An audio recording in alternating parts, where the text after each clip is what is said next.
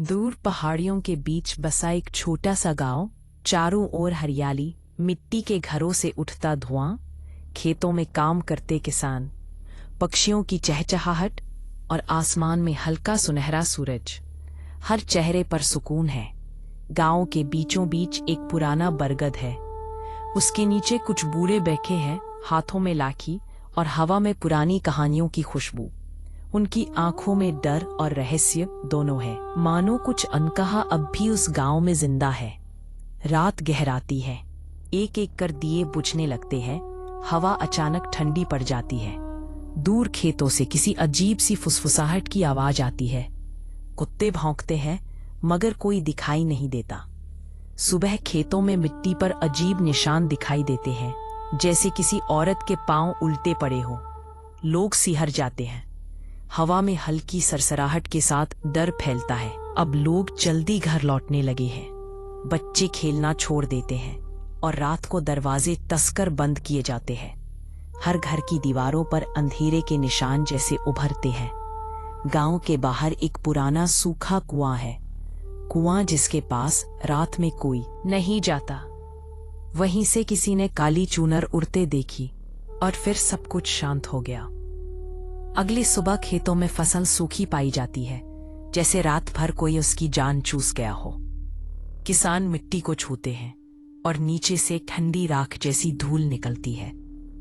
गांव वालों में शक फैलने लगता है। कोई कहता है चुड़ैल किसी के रूप में छिपी है, कोई कहता है उसने कुएं का वास ले लिया है। लोग एक दूसरे से कटने लगते हैं।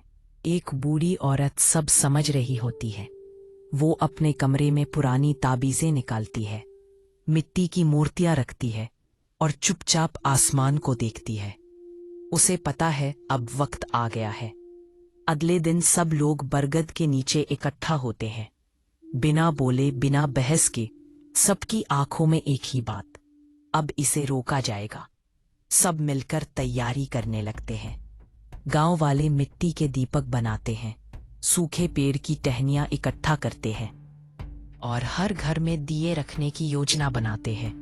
बच्चे मिट्टी में रोशनी के छोटे चिन्ह बनाते हैं। रात को गांव के लोग कुएं के पास पहुंचते हैं।